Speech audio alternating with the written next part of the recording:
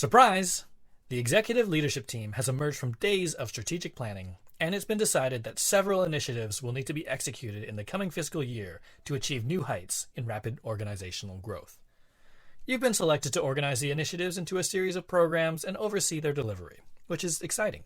Congratulations. But when you look around the room, you can tell that while some folks look eager and inspired, others look downright afraid. Because when done right, rapid growth can mean new opportunities, parabolic increases in revenue, and a higher quality of life for everyone involved. But when done poorly, it can mean instability, imbalance, pain, and burnout. As a person meant to plan and deliver these transformative initiatives, you realize you're the unlikely protagonist at the center of a story about change. How can you leverage your positioning between the leadership team and the rest of the organization to ensure that the goal of rapid growth doesn't come at the cost of people's well-being?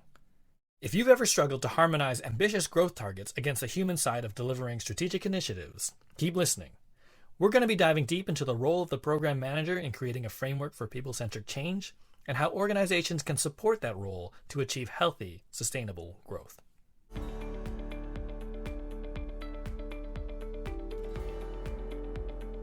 Hey folks, thanks for tuning in. My name is Galen Low with the Digital Project Manager. We are a community of digital professionals on a mission to help each other get skilled, get confident, and get connected so that we can amplify the value of project management in a digital world. If you want to hear more about that, head over to thedigitalprojectmanager.com. Today, we're going to be taking a deep dive into how a solid approach to program management can help an organization scale. With me today is someone who has been leading strategic programs within large consultancies as well as startups for well over a decade. She's also one of my favorite recurring guests on the podcast. Please welcome Sarah Hoban. Hello, Sarah. Hi, Galen. It's so great to be here. It's great to have you. It's always great to have you. I always love our discussions. I'm excited today to dive into program management. We were talking just earlier. It is a big topic, and this is almost just like scratching the surface, tip of the iceberg. But I am excited to really get into this program management mindset and what it means for rapid growth in general. Me too. This is totally one of the areas that I nerd out on, so I'm so excited to talk about it. Awesome. Let's nerd out. Let's give folks their bearings first. So here's the thing that I know about you that I would like our listeners to know. You're a bit of a Swiss Army knife, I would say, in the world of digital transformation. So you've got a bit of background in project and program management. You have a background in product management, and also you have a background in technology strategy.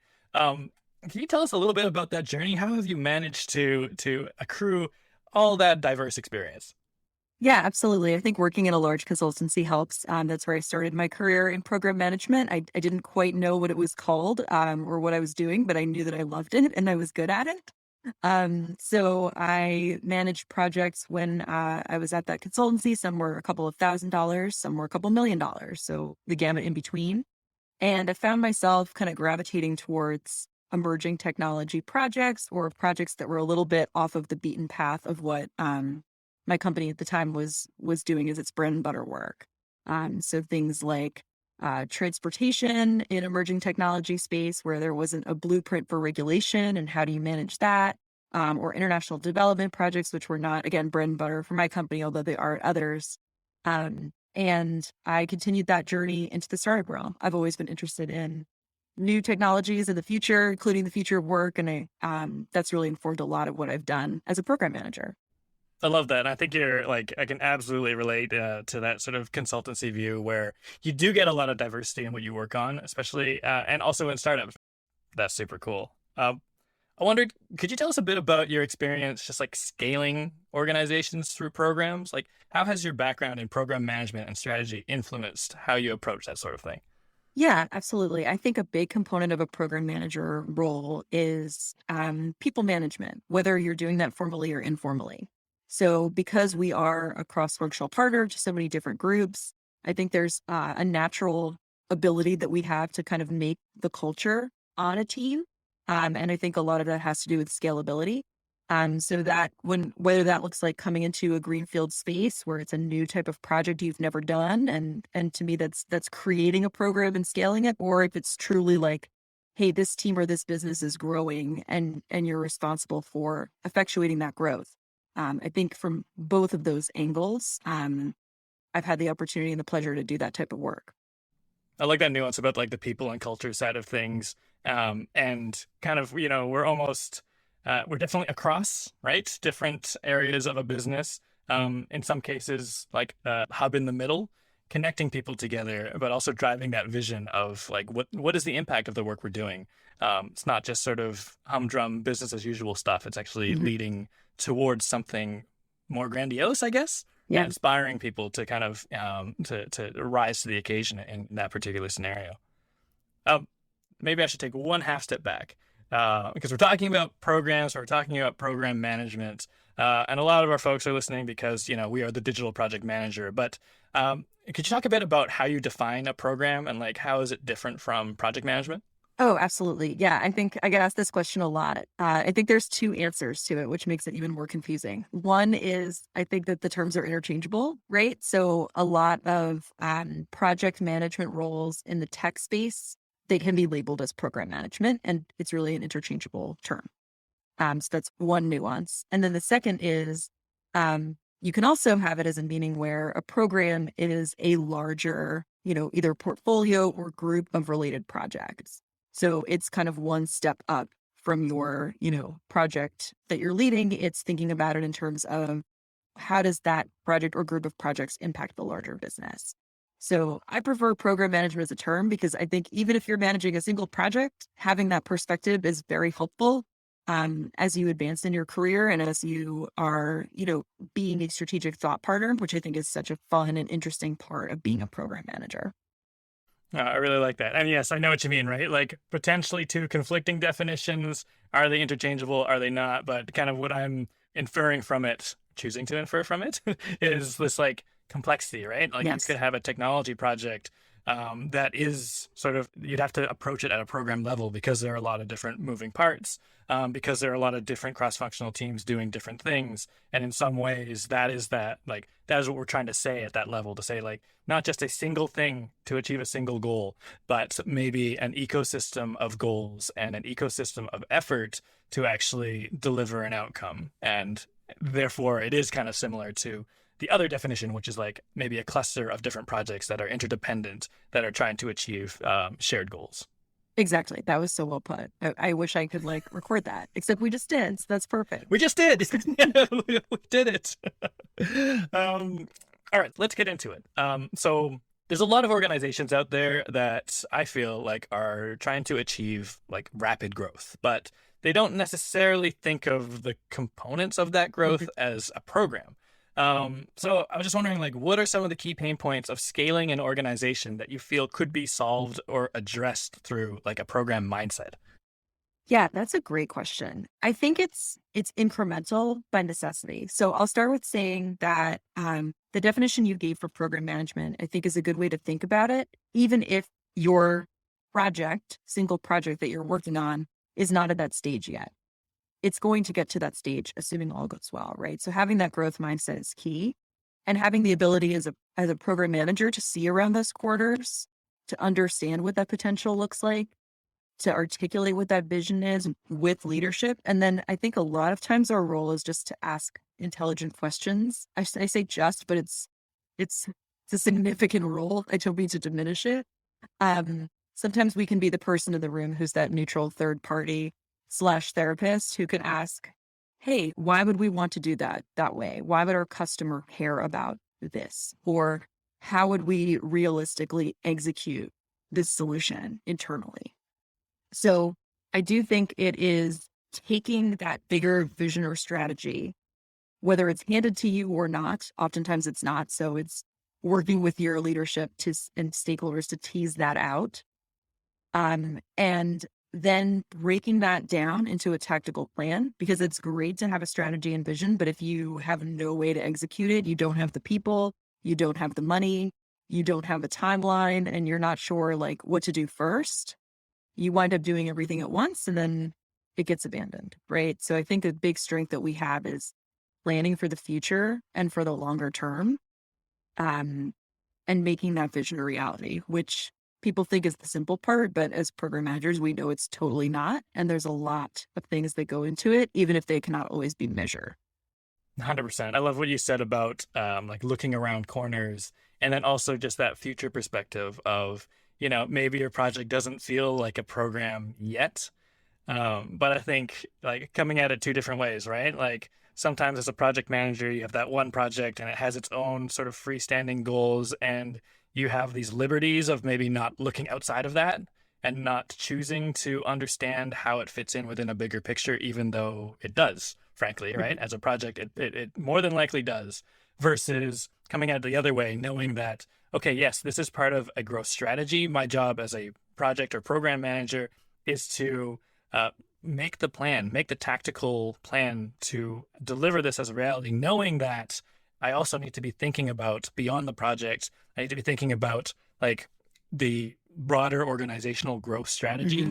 And I need to be asking the right questions and having the right conversation. It's not that as a program manager, we suddenly become the people who create that strategy. We are the ones who need to be able to look around those corners and look towards the future to be able to like achieve the broader initiative, the broader strategic goals, especially in terms of growth, because it is all sort of related. And I guess, would you say that that's kind of the program mindset, is just like really understanding where you are in the bigger picture and the role that you play and the questions that you have to ask? Yeah, I think that's a great, summary. I think it's being that person who has that vision and is able to further that vision and articulate it. And I think a natural step that comes out from that is the prioritization process. So there's been many cases in my career where I'll come in and, here's the vision and the strategy, but it's really a collection of like 45 things that want to get done. And then the decision making is often not. Nobody likes to make decisions, and nobody is good at making decisions. I don't think. It's challenging. It's hard. It's something that humans they struggle with. Decision fatigue is like a real thing from a neuroscience perspective. So I do think it's creating the conditions for people to make those decisions. Sometimes that's by asking the right questions. Sometimes that's by showing the trade-offs of one path versus another path. And then holding folks accountable to make those decisions and to stick with them. And then a natural outcome of that is prioritization, which is like, I've never seen an organization like do that perfectly. But I think that that's the goal, right? If you do have to make trade-offs, if you want to excel in one area and have a big picture vision, it does require focus for success. I think that's a really good point about decision making and prioritization. And I think that's probably a whole other episode as well, because I would love to dig into that. Because I think you're right. I mean, it is fundamentally a bit of a compromise. And I've seen it happen so many times, right? You do strategic planning, you distill all of your ideas into like these really clear goals, like that align with your mission and vision and values. And then when it comes to like, cool, what should we do? There's all these things that actually fall way outside of that. They're like, I want to do this and we want to do this. And we're like, okay, how does this actually support the big goals? And those are tough conversations to have, because even at the leadership level, they're like, well, because we still want to do that thing, even though it doesn't ladder up to any goal. And it's really hard at that point to be like, well, can't we just do it all? And I think the whole point is, no, actually, we need to be organized and we need to prioritize. We need to understand, like you said, right, the trade-offs of doing one thing, the opportunity cost of not doing something, and how does this all ladder up to something bigger? And I think that's kind of like a macro metaphor for like human collaboration in general, right? It's like, okay, how can we all, rally behind this thing in a unified way, knowing that it means sacrifice elsewhere? And that's a hard decision to make as an organization. But I think that's really cool about the prioritization thing.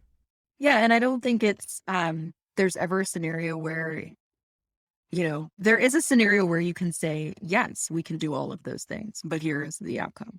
There's a recognition you're probably going to be able to do all of those things, but not well. We can do all of those things, but we need more people, money, whatever it looks like, or our schedule will change, or people will burn out and we'll have attrition. Like there is a scenario where that is a possible pathway, but I think it's portraying again, what are the trade-offs? What are the consequences of choosing that path? And just being realistic and candid about what that looks like. I think it's really cool. I wonder if you can paint a picture of how that begins, right? Like, where does someone even start when it comes to like designing programs to drive strategic initiatives? We've been talking about things like prioritization. We've been talking about things like program managers, creating that plan to tactically execute a program or a part of a program to drive strategic initiatives, but like, how does it begin? How does one begin to sort of apply a program mindset to strategic initiatives, especially growth initiatives? Yeah, I mean, I don't think there's a clear-cut answer. I can kind of walk through a practical of how you could think about approaching it. I think it's twofold. I think there's two different approaches, and I usually do both of them in parallel. Which one I emphasize more than the other kind of depends on the situation. But I think when you come in, there's two ways that you can go about it. So you're a program manager, you're this neutral third party, and you may or may not even administratively report into the team that you're supporting. So you're a relative outsider, formally or not. So I think a big component of your success is going to be to build that trust with your stakeholders and your team, which is something all of these listeners will know intimately well and understand how to do. So I think it's being really deliberate about investing the time up front in those relationships. That's going to garner the greatest success. So it's coming in, if you're new in your role, it's even better because you can have that independent perspective off the start of, oh, I'm new here, I don't know what's going on, and be able to ask the questions that are maybe uncomfortable, but you don't know, your defense is you don't know that they're uncomfortable. So you get some honest answers. So I think that's a good starting point, is to like collect a ton of information and work on building the relationships with the stakeholders. Then once you've got everything that you know of, what people do for their day jobs, areas that they find that they struggle with or that are challenges for them that they find annoying, it's like, okay, what am I going to do in the first like couple of months? Let's say it's a 90-day time frame to solve some of these challenges. Here's the things I heard over and over and over again: leadership team, anonymized, of course. And so, here's the things that I'm going to do in the first 30, 60, then 90 days to execute. And I think a piece of that is identifying where there are those quick wins up front. So it could be something like, this meeting that we have every week is like a complete waste of time. There are 35 people attend, and like, we don't know why. We used to have it as a stand up for 5 people. Now it's huge. Like, I don't get what this call is. Okay, let's like get rid of the call. Let's figure out a way to do that async. That's a huge victory that people will instantly like love you for, because who doesn't love getting a meeting canceled? And you can use that, even though it seems minor, to kind of capitalize on continued success and get buy-in for some of the harder things that may need to get done. So I think building those relationships, identifying what that plan is, what those quick wins are, getting the buy-in on that plan. And then I think it's a balance of bottom up versus top down. I generally like to work with the people who are most receptive to like getting help first, because I'm like, okay, those are my change champions. Those are the people who are going to like say good things about me. And then other people are going to want to work with me. So that paves the way. So I will usually start at that level. But then in the meantime, I'm kind of like, hey, leadership, here's the things that you all need to do. I find that sometimes it takes a little longer for them to get on board. So I try to like work the grassroots magic. They're starting to hear things bubble up, and then they can understand, oh, this stuff that Sarah's been telling me all along is probably something I should be doing, huh? And it kind of warms them up to the big things that, the setting the goals and the like prioritization of projects that are like hard, and nobody wants to do things that are hard. It's uncomfortable. It's daunting. So I think that was a very long-winded way of saying it's very much about, it's a bit formulaic really, but, there's a lot, I think, that relies on our emotional intelligence and our intuition, which is, as program managers, are solid skills that we have. So I think once you start to get in there and feel your way through the trenches, like things will start to surface for you, and you'll know what makes sense to do. Actually, I think it's a really nice, crisp picture, actually, of how we are sort of managing change from the middle, knowing that, yes, our champions of change are probably the people, doing the work within our project or program, and also who will need to like adopt this change. And it is about trust building, and you need to start from day one, and you need those quick wins under your belt so that people want to work with you and are coming like, along with you, like relatively willingly. Mm-hmm. And also knowing that you are acting as, I guess, a bit of a mouthpiece for them as well, up to Yes. leadership, that you are surfacing some of the insights and some of the things that they're thinking and doing and feeling, as maybe boots on the ground versus what leadership team sees. And then I like that overall, right? Like managing up as well, is because guess what? Your leadership team, all those execs, your C-suite, they're going to need to do things and make decisions based on the information that you're giving them. that might be a surprise to them, right? That Yeah. might be like, whatever, we made the plan in strategic planning and just go do stuff. And then they start realizing that actually, okay, these are all really valuable insights that we did not have Hmm. to help us make smart decisions and de-risk some of this change. Because, you mentioned earlier, right? Sometimes, especially in a high growth organization, there might be a temptation to do all the things and everyone's just going to burn out. Hmm. And they might do a whole bunch of things very poorly. You might get them done, but they might not have the impact.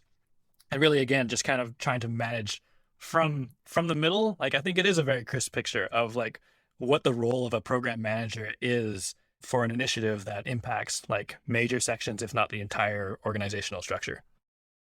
Yeah, and I think there's also that element that we hear a lot about. Oh, it's especially at a startup organization, right? There's a growing pains period. This is a natural thing. Well, I don't know that I buy that argument, honestly. Like, yes, I don't know if it's a growing pain, but every organization has a pain because every organization that's intends to be around, it should be growing, right? They should be evolving their strategy or their approach, no matter their size.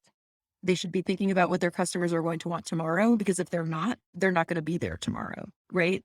So I think a lot of that growing pains mentality it's unfortunately like the way that many of us have to work now. And that doesn't mean we sacrifice people's attention, time, energy.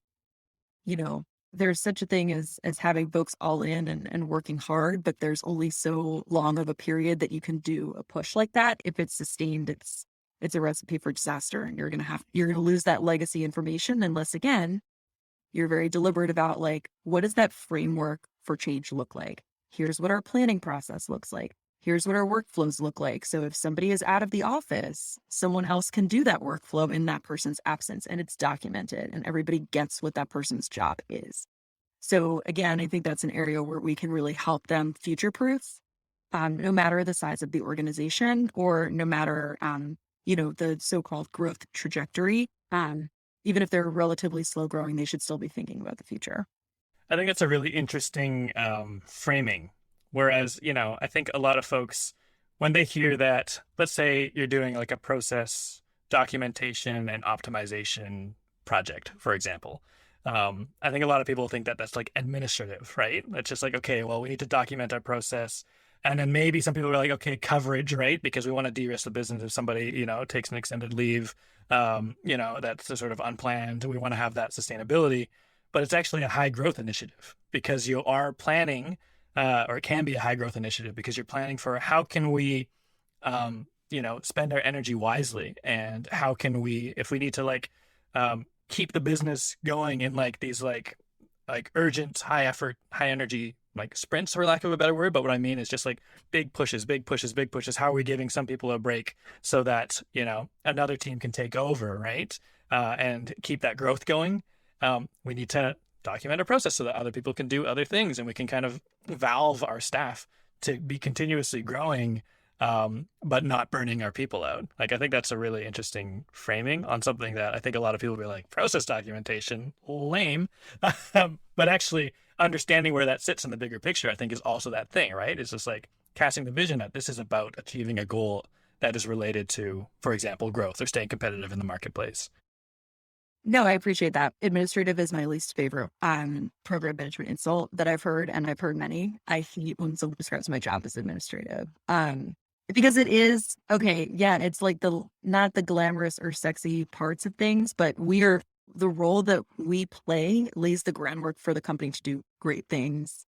And some of those process things, first of all, I think they're awesome because I'm super interested in like how things can work better. I understand not everybody thinks that, but what I always tell my stakeholders is like, this is my thing and I love doing this thing. I am working with you on this thing so that you can work on what it is that you are good at. Whether that's, software development or designing a marketing campaign or making some new collateral for our brand, right? Like, you do you. This is everybody wants to do their job more efficiently, more effectively. And that's what I can enable you to do because I'm that dedicated person who can spend the time thinking through, well, how can we like make this faster so that our designer has more time to actually do design? It's funny because I'm actually like, I'm starting to paint a picture in my head of what it's like to have you as my program manager.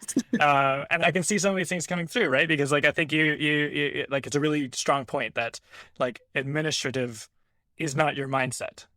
And actually, I would say that, that's not necessarily true of every project manager. And maybe that's fine. But also this, when we're talking about a program mindset in the context of like organizational growth, like that is so valuable to have that vernacular to talk about your role in a way that is exciting and empowering and like almost freeing for the people around you to be like, yeah, like I'm not doing administrative stuff. I love this stuff. Like I'm here to nerd out about stuff that you think is boring so that you can do your thing so that we can grow together. Right. Yeah, exactly. Like branding stuff, like you do that all day long. I think that's boring. We're all here to do a job.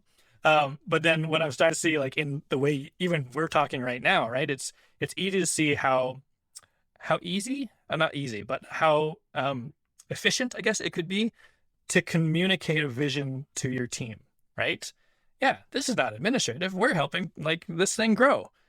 Might be all it takes to really inspire people and for them to get it, to like understand that this is not a task like within a project and we don't really, just get from A to B and then move on. It's actually, this is part of a bigger picture, like a program, a strategic initiative that's going to change things and it's going to make things better for the organization, but also for the people working within it, right?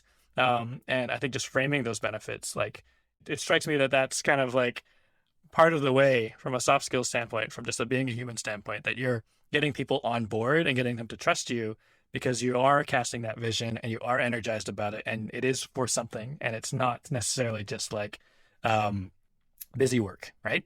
Right. I mean, what I always tell my, the teams that I work with too is, could you do this without a program manager? Sure, but it wouldn't be as good. It's just like, I could design a marketing campaign, sure, but it probably wouldn't be as good. I would be like making my own thing in MailChimp. Like it wouldn't be the greatest thing ever. Right. So I do think that there's value in, investing in your talent in the areas where you have folks with expertise to do that and remove some of the burden from people so that you can, get them focused on the work that they're the best suited to do. I think that's true of program management as it is true of any other profession. And I guess the next point I'll make, which is like probably a tiny bit of a tangent, but you got me on my soapbox now, so I'm going to go for it. Is that when I talk to friends who are totally outside of like what I do as a program manager and like don't get it, I try to explain to them like this is a day in the life of like what I would do. Oh, I would go and talk to you and ask you when you're going to deliver something, and you would tell me, oh, well, I can't make that date. So then I would try to understand why, like dig into your process, figure it out, like where can I help, like where can I unblock something, where can I eliminate pain. And so many of my friends will be like, oh, but my PMs don't do that. Like they'll just come to me and tell me, oh, like I just need to know like when this thing's due. Like, and I'm like, well, that's because they probably haven't been empowered to think about that bigger picture and like have that energy. So I guess for anybody who's listening, like you should feel like you can do that and have those conversations and add that value. Cause again, a big part of our job is like working with people and making their lives easier. And that's the part where I think it's the fun part of our job. Like, I don't think any of us listening wants to just like go to a schedule and ask someone when something's due and like have that be our job. No one wants that. So even if it's not on paper what you're assigned to do, have that conversation with your teams, with your leadership, with your stakeholders, and like take that next step and start to think about it big picture wise, because you have the insight. You're in the meetings, you see everything that's going on, you have the context that you need. So go for it. I love that. I think it's a great soapbox, and I think it's like it's entirely like it's very relevant here. It's hyper relevant in the sense that, especially if you're like, let's say if you're listening and you're a leader of an organization, you're part of the leadership team, or you're an owner. There's a chance that you may be underutilizing the role of a program manager because the generally accepted definition is what you said, right? It's someone who's going to make sure things are getting done on time. And we don't necessarily have those conversations very widely outside of our own circles about how we are using our people skills, how we are leveraging leadership skills to help people do their best work and orchestrate this collaboration that leads to change or growth or some kind of outcome that is beneficial for everyone in the organization. And I think even just tweaking your perspective a little bit to see that and know that that's a possibility, I think that is the beginning of having that high growth program mindset where you can be like, oh, I get it now. I can like, they're like ambassadors, not just like Yeah.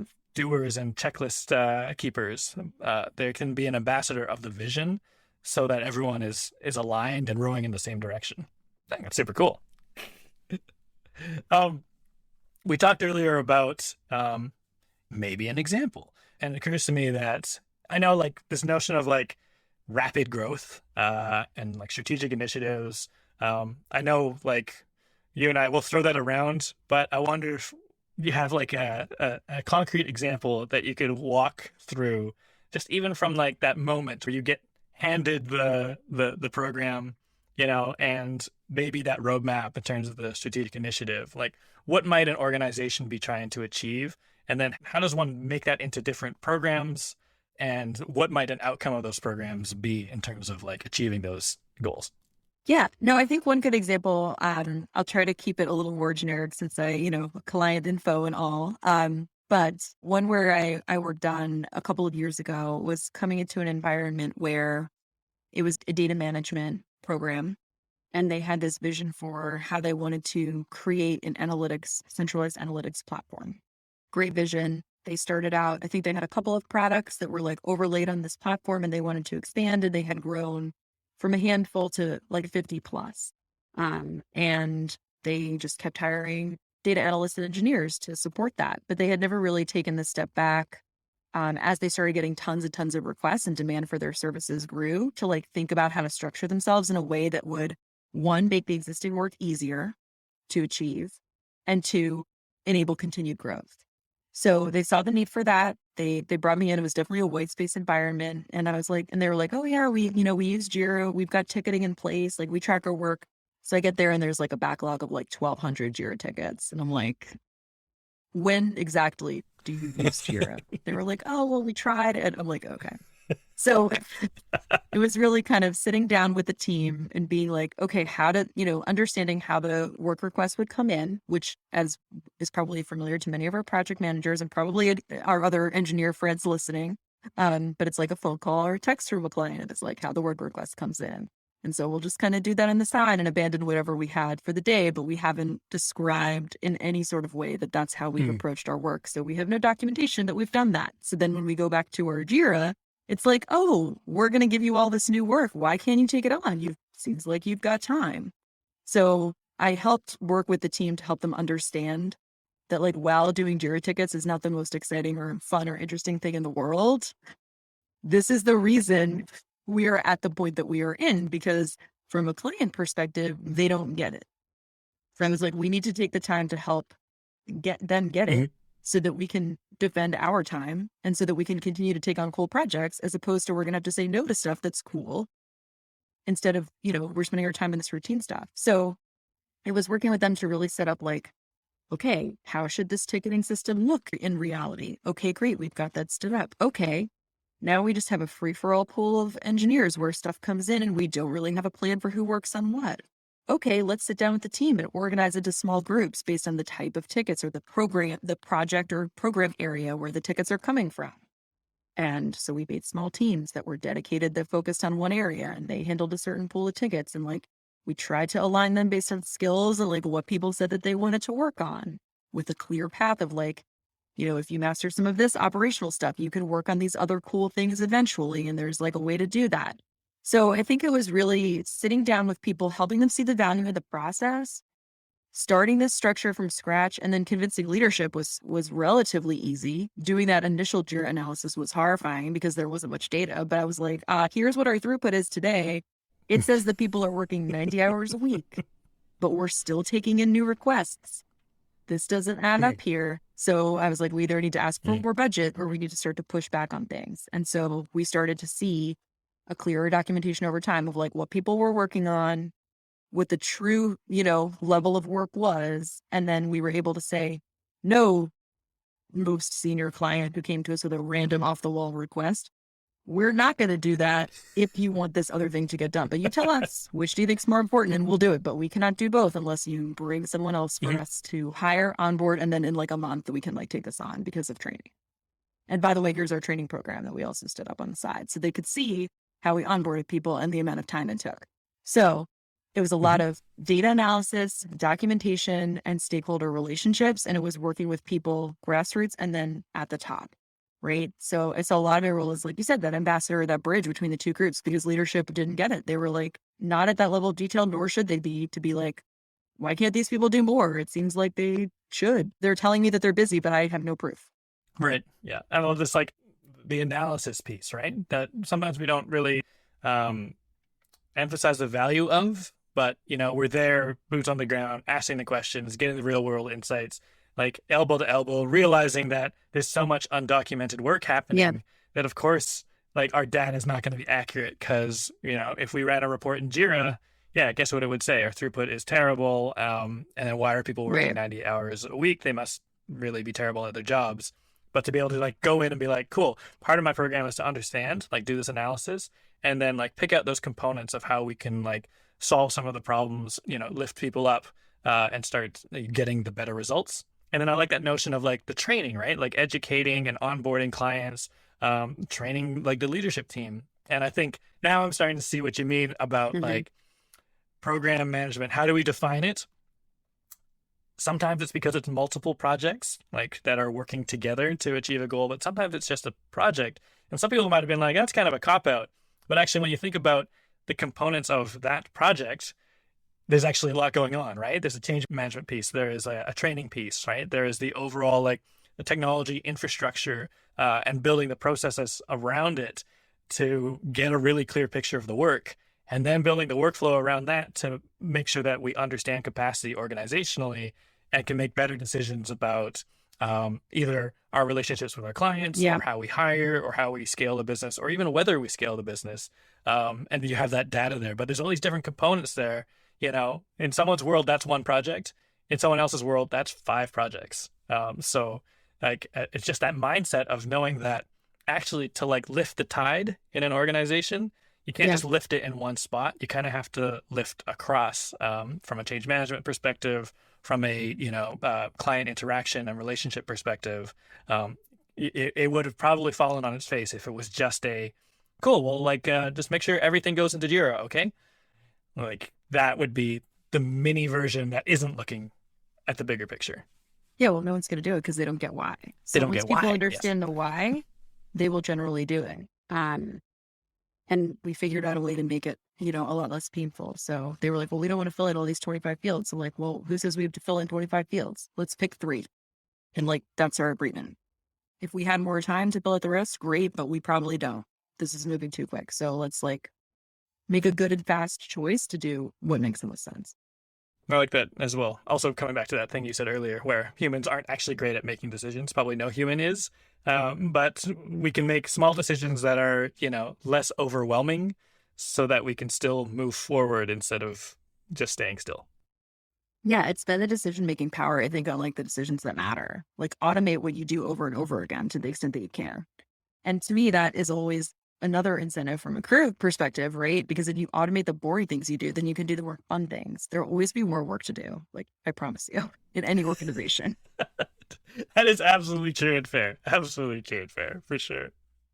I wonder if we could talk um, pitfalls. Like we're Mhm. talking about this, and I know that like you've had success in this area, but I know that there's organizations out there that they want to do this. They're like, "Oh, great! This podcast has been great. I know what I'm gonna do. I'm gonna adopt a program mindset tomorrow, and then Mhm. we're gonna solve all the world's problems in the next week or so." What kind of like pitfalls or areas of caution would you have in terms of like pressing go on structuring like growth initiatives as programs? Yeah, so there's a couple. I'm glad you asked that. I think some of it is embedded in what I already share, but I think there's a few things I haven't touched on. So just to recap, what I already maybe highlighted a little bit, but not explicitly. One is make sure your insights are based on real world observations. Like you've talked to somebody or you have seen some data point that backs up what you're saying. It's not like some leaders may occasionally do your opinion on what matters or what is important based on no data. And the data could be qualitative or quantitative, right? But let's not do something just because someone thinks it's a good idea and that's like the only basis for it. So that's one. Um, Two, I think, is trying to move too fast too soon. Hmm. Um, I know we're talking high growth here, things move quickly, but I think sometimes or program managers can tend to overplan and overcomplicate because that's like, I love to do that too. I'm like, I would love to have this perfect control group world where everything operated in this way, but that's not how life is. So it's one thing to aspire to something, but you got to meet the team where they are. So, like in that example I talked about with the JIRA tickets, there were 1,200 tickets. If I came in and I was like, we have to fill out 25 fields for all the tickets and we have to go back and categorize all the old ones. And then we need to make a really rigid structure, and we have to follow it every day or you're going to be in trouble. That would have never worked. So instead I was like, let's delete all the 1,200 tickets. They're like, what? And I'm like, well, if it's important, we would have updated it in the last week. So we'll just make a new ticket. Let's just wipe them all out and start afresh and let's agree on what we need to do and why. And it's only going to be these 3 things. And in 2 weeks, I put a reminder in the calendar. We're going to revisit it. And if you guys hate it and it sucks, we will never do this again. And don't be afraid to iterate. Try something. If it doesn't work, try something different.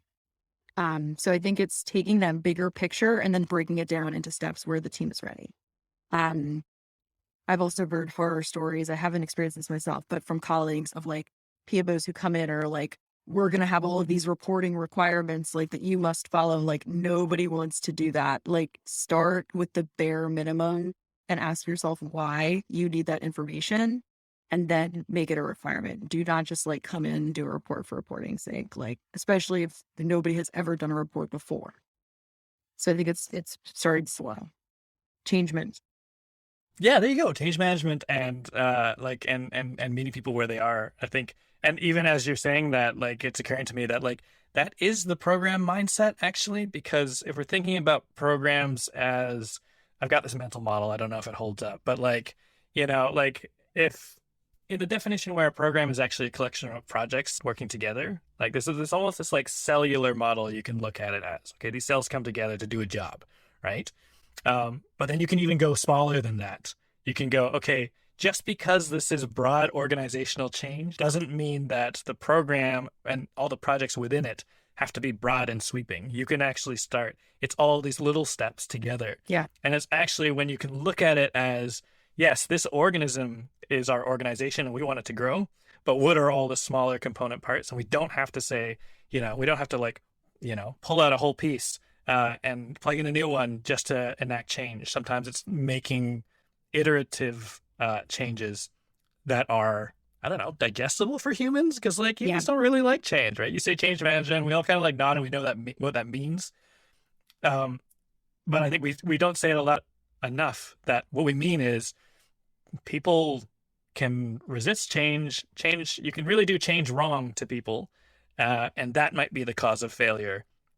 And meeting people where they are, I know it's kind of catchphrasey in a way, but is it encapsulates something much bigger. Because I think it's just it is we're talking about humans here. We're talking about people doing work, their livelihoods, and yes, we're talking about organizational growth. But we are still talking about people, even in that context as well. Yeah, and I think also people are overly ambitious too. So I'll meet with a lot of folks who are like, oh yeah, totally.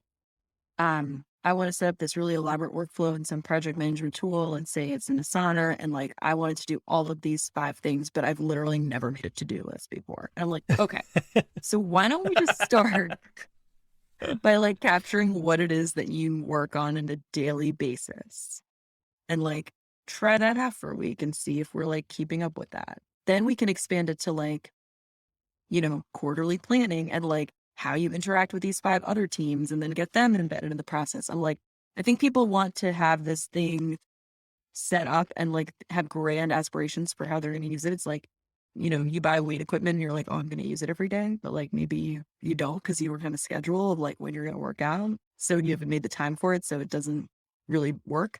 So I think it's kind of that analogy of okay, here's the goal and the end state we want to get to. Let's not be prescriptive about what that looks like, but this is generally the outcome we want to see. And here's the daily thing that I'm going to do to get me closer to that. and working with people to see that. I think organizations are a lot like that. I love that analogy, right? I'm going to get fit. I bought the gym pass, bought a Peloton.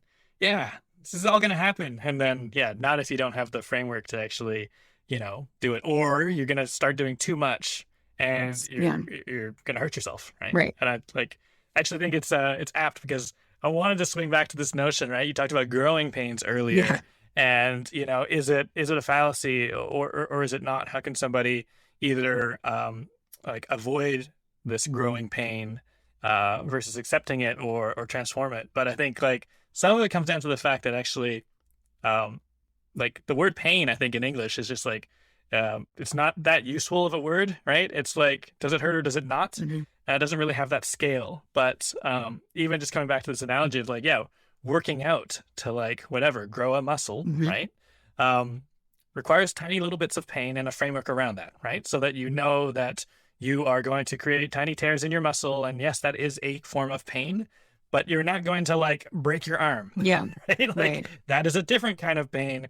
And in the world of growing pains, I don't know what I'm kind of inferring here is just this notion of, yeah, change kind of is painful, I guess, but you need to have that framework around change so that you're limiting the level of pain so that it's still productive.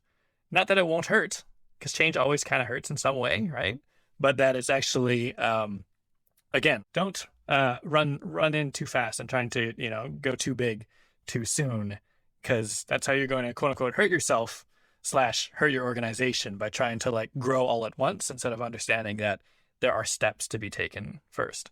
Yeah, I think that's apt. And I think too, a lot of times when I hear the word growing pains, it's an excuse for a toxic culture. And to me, there is no excuse for that. There's a way to do things like you described in a healthy and slow way. Um, and by slow, I mean it's adaptable. Because if you try to over Mm-hmm. orchestrate too, by the time you roll out the whole thing, it's irrelevant. If you try to do this big, grandiose annual planning exercise, but it takes you 3 months, well, what the heck? By the end of the first quarter, you've already you've already lost that portion of the year. Who knows if those goals are even relevant anymore? So, okay, make a goal setting process that's lighter touch, right? And some condensed cycle if that's a problem for you. So I think it's just being realistic about you may have these great ambitions or aspirations in a perfect world, but it's not a perfect world. So let's just scale it back to what's doable and be content with that and let's move on. Maybe to kind of tie it up with a bow. Mm-hmm. Would you say that is kind of the program manager's role in all of this? We've been talking about managing up, managing down, meeting people where they are. Would you say that it's actually the program manager's role to give this structure and componentize things and provide the framework so that the big change from the top doesn't get sort of passed down to the rest of the organization as okay, we must do all these things right away all at once and have this big sweeping change? Yes, absolutely. I think it's making a tactical plan out of a big strategy. And that involves so many pieces, stakeholder buy-in, leadership consensus, decision making about how people spend their time, upskilling and coaching of employees of how they should work to fit this new narrative. There's how do we decide or interact with other teams that may impact this program? There's so many pieces and components to it. So that sentence, I think, highlights a lot of what we do in our roles that can sometimes be behind the scenes. And that is the reason I would also recommend, and I've mentioned this to a couple other colleagues who've found that this has been really helpful for them. If you're operating in one of these high growth environments, I keep a journal of what I do every day at work. It's 3 bullets. It does not take me a lot of time, but I'll just be yeah, here's some things I did today. Because when you work in a pace that's that quick, sometimes you go back and you're what? I've been working on this for what seems like an eternity and we've done nothing. But actually, you've done a ton that you don't even realize. So when I go back at the end of the month, I'll just review my notes and I'm oh, we got a lot further on that thing this month than I thought we did. And I think that's helpful for the individual psychologically. I think it's helpful for the team to see those wins. And then I think it's helpful for the business also to understand where they've come and how far they've come thanks to your efforts. So career development wise as well. So I think that's your analogy about like constant the workout and the constant kind of tearing of the muscle and all that stuff, I think kind of documenting some of that journey, just like you kind of sometimes people will record like, I was able to get to this weight or this many reps or something like that. I think it's again continuing this metaphor, a good way to like track progress for what you're doing in this type of a role. I love it. That's awesome. And just because I know, I think our listeners might be curious, this Jira Yes. project, what was the overall outcome after it was all said and done? What did it do for the business? What did it do for the people? What did it do for the clients? Oh, yes. So we were able to organize into smaller teams. People felt like they had more clarity over what it was that they were doing all day. So they felt less like frenzied and frantic. A couple of them said, hey, I got to spend more time with my family because we set this structure up and I wasn't on call as much, which was like a huge win for me. I was like, oh, I love to hear that. And then our clients had, they had the, the wherewithal to go back to some of their top customers and say, hey, look, we can fit you in, but, it's not going to be for another month because I've already got this other thing for so-and-so. If you can convince their leadership to prioritize your thing, like, let me know, but like, here's what what I said I can do. So what did it take away some of the hectic pace of the day to day? Like, no, it was still a busy environment. There were still fires that came up, but I think people just felt less frenzied, and we were able to have conversations with our clients that were much more productive. And we spent less time arguing about like why something didn't get done and more time like strategizing about like, what are you guys trying to do next? And we could be better prepared. I love that. Awesome. Sarah, always great to have you on the show. Really appreciate your insights here. I think we came up with 6 or 7 metaphors, probably 3 t-shirt ideas. And again, like I do honestly I feel like there are so many things where we're just kind of, at the tip of the iceberg. I think it's a bigger topic, especially around people and change. And we've been doing that a little bit on this podcast, not because we're shifting gears, but because actually the projects that we're talking about, the technology projects, the digital projects, like they are about enacting change and they are about growth. So yeah, hopefully you as listeners found this very interesting and compelling and insightful. And Sarah, I just want to say thanks again for your time. Of course. Thank you so much for having me. This was so much fun, as always. So what do you think? Is a well-structured set of programs the key to rapid organizational growth? Or is growth more about the people and culture behind the day-to-day business operations? Or maybe both? Tell us a story. Have you had a project where you and your team have struggled to see the bigger picture?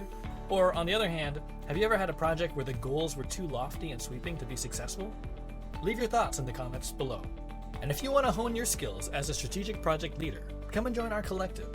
Head over to thedigitalprojectmanager.com/membership to get access to a supportive community that shares knowledge, solves complex challenges, and shapes the future of our craft together.